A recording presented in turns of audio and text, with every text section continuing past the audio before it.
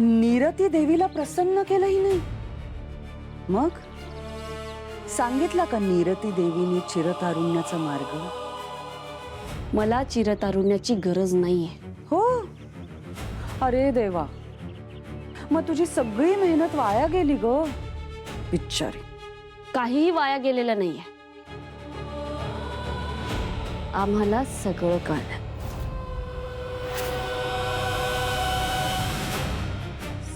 सगळं कळलं? अरे देवा, सगळं कळलं तुम्हाला? म्हणजे आता तुम्ही मला मारून टाकणार? हा, मारून टाकणार ना? मग एक काम करा, वेळ वाया घालू नका.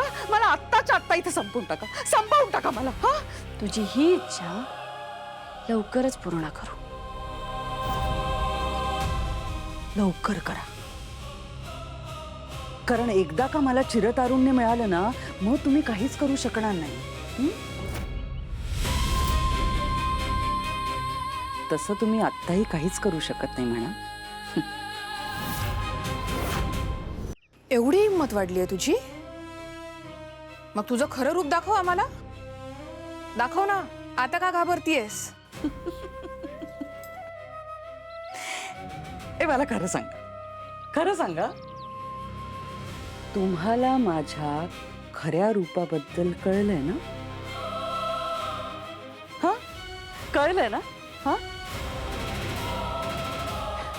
मग आता एक काम करा. माझं हे जे खरं रूप आहे ना, ते अख्ख्या जगासमोर सिद्ध करून दाखवा. मग बघू. आता इतकं बोलतीयस, मगाशी काय झालं ते विसरलीस का?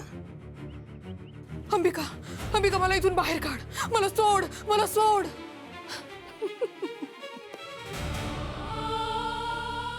आयुष्यभर लोकांना स्वतःच्या कैदेत ठेवणारी तू जेव्हा स्वतः कैद झाली तेव्हा कसं वाटलं मंजिरी?